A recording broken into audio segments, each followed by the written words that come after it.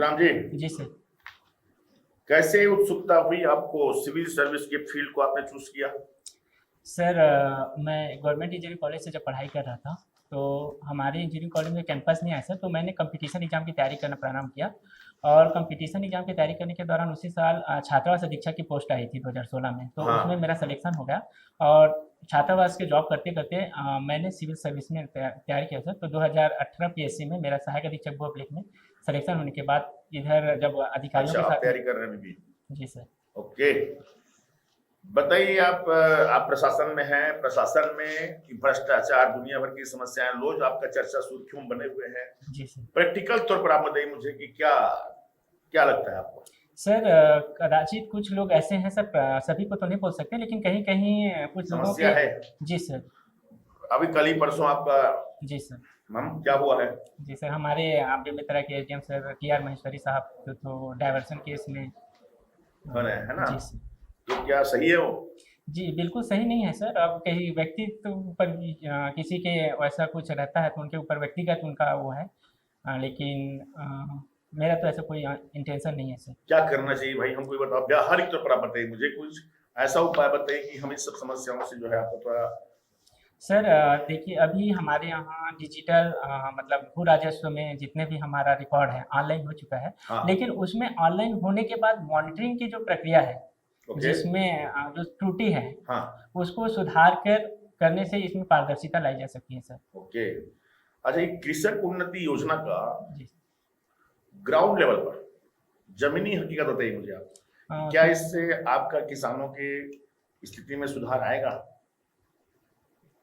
जी sir, निश्चित तौर पर किसानों में अभी देखा जाए तो एक कृषि के प्रति अभी कुछ समय से जो बड़े किसान थे वो गांव में ग्रामीण स्तर पे अधियारे घर दे देते थे। आज वो खुद जब कृषि खेती का कर रहे हैं। समर्थन मूल्य हो गया तो खेती करना स्टार्ट कर दिया जरूर।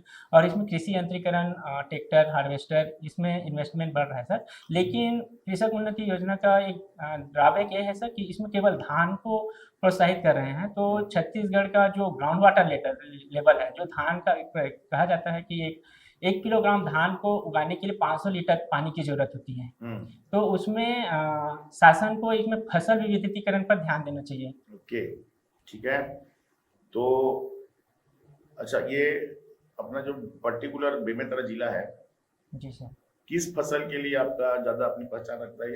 सर ये जो है रबी फसल जैसे चना है, दलहन फसल, रबी फसल में जैसे चना, आपका सोयाबीन और गन्ना वगैरह के लिए ज़्यादा फेमस है सर यहाँ की मिट्टी। ओके, ठीक। एडमिनिस्ट्रेटिव करप्शन और पॉलिटिकल करप्शन में क्या अंतर है? जी सर, एक बार और बोलिए।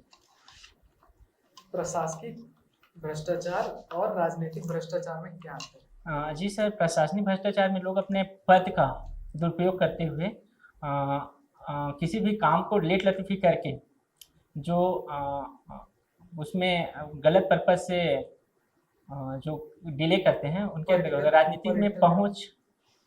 पॉलिटिकल करप्शन सर उसमें कोई जैसे मैं विधायक नेता है ना, उसमें कुछ प्रेशराइज्ड करके काम करवाते हैं सर। मिलजुल के करप्शन करते हैं और एक मजबूरी में जी सर। करप्शन होता है, क्या है सर जैसे कि मैं एक अधिकारी हूँ और उसमें मुझे किसी तरफ से प्रेशराइज्ड करते हैं कि आपको ये काम करना ही। जी सर। कोलोजिन में मतलब कुछ अपने भौतिक आवश्यकताओं को पूर्ति करने के लिए लोग जो अपने सैलरी से अलग किसी का इंटेंसिव रहता है, तो उसके पर्पज से जो कॉमन व्यक्ति को पॉलिटिकल करप्शन से ज्यादा परेशानी है कि एडमिनिस्ट्रेटिव करप्शन से? राजनीतिक करप्शन से ज्यादा परेशानी से। नहीं, एडमिनिस्ट्रेटिव से वो पटवारी के पास जा रहा है, कांस्टेबल के पास जा रहा है, जो वो करप्शन, और उससे ज्यादा परेशानी कि इलेक्टोरल बॉन्ड जो चल रहा, उस पार्टी को टेंडर मिला, उस पार्टी को टेंडर मिला, उससे ज्यादा परेशानी। आम जनता का तो एडमिनिस्ट्रेशन में ज़्यादा काम करता है सर, तो उनका कहीं न कहीं उनका प्रभाव ज़्यादा उसमें रहता है सर। आपको लगता है करप्शन कभी खत्म हो भी सकता है? जी सर, बिल्कुल हो सकता है सर। इसमें मतलब सुधार की आवश्यकता है, मतलब स्व से होना चाहिए सर, स्व प्रेरणा से हो होगा। जाएगा करप्शन खत्म? करप्शन ऐसा तो नहीं बोला जा सकता, लेकिन इसको रोका जा सकता है सर, मतलब इसमें कमी लाई जा सकती है। 100% तो नहीं बोल सकते, लेकिन कम से कम 95% तक इसमें रोका जा सकता है सर इसको। क्या सॉल्यूशन है? सॉल्यूशन इसे सर, अभी जैसे ये हमारे यहाँ ई गवर्नेंस चल रहा है, तो उसमें शासन में जो पारदर्शिता, जवाबदेहिता, इसको निहित करके जनता में लिटरेसी, ई गवर्नेंस तो आ गया, ई गवर्नेंस आने से जनता को उसके बारे में अवेयरनेस नहीं है, तो अवेयरनेस के साथ साथ उसमें मॉनिटरिंग करना बहुत जरूरी है सर। पारंपरिक छत्तीसगढ़ी गीत जी सर। कौन कौन से गीत गाना जैसे सर हमारे यहाँ परंपरा में जैसे शादी के समय विवाह गीत है, बरौनी गीत है ना, गौरी गौरा गीत है, पंथी गीत है, सुबह है, ददरिया है, कर्मा है, सभी गीत गा लेता हूँ सर। गा लेते हैं? जी सर। गाइए एक आध। जी सर।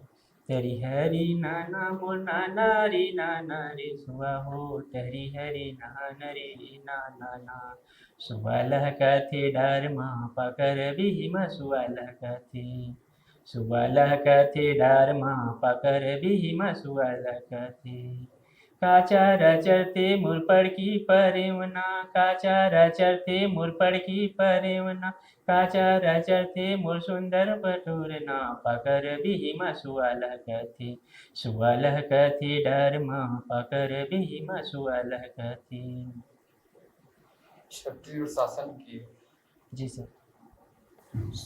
योजनाओं के बारे में या शासन प्रशासन के बारे में कोई सरकारी मोबाइल ऐप्स के बारे में बताइए, कौन कौन सी जी apps? सर, अभी छत्तीसगढ़ सरकार द्वारा एक सुगम ऐप लॉन्च किया गया है। सुगम ऐप के माध्यम से जो रजिस्ट्री में फर्जीवाड़ा हो रहा है उसको ग्राउंड लेवल के मतलब किसान जो है, जो क्रेता विक्रेता है, विक्रेता है खुद या फिर क्रेता जो वहाँ पे जाके उसका ऑनलाइन मतलब उसका लॉन्गिट्यूड लेगा, जिससे जमीन फर्जीवाड़ा को रोका जा सकता है सर सुगम ऐप।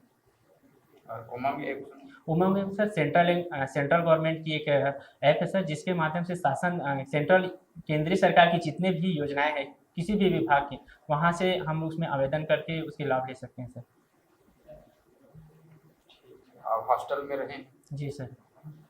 हॉस्टल में आपने क्या क्या सुधार की अपेक्षा किया हुआ है, क्या क्या कमियों सर छात्रावास अधीक्षक में मेनली जो समस्या होती है सर कि एक अधीक्षक के भरोसे 50 छात्र रहते हैं, तो उसमें बच्चों की एक्टिविटीज़, प्रत्येक बच्चों की एक्टिविटीज़ करने में उसको उसमें ध्यान नहीं दे पाते। तो उसमें जैसे बच्चों में व्यावहारिक शिक्षा, गार्डनिंग है ना, उनकी हॉबी के अनुसार उसको स्पोर्ट टीचर के हिसाब से उसको, जैसे कोई बच्चा फुटबॉल का खिलाड़ी है तो उसको योग टीचर, उसको एक फिजिकल टीचर, इन सब की आवश्यकता है सर। साथ में वहाँ पे बच्चों के जो गार्जियन होता है छात्रावास अधीक्षक के ऊपर ही रहता है सर, तो उसमें हमारी महत्वपूर्ण भूमिका रहती है सर।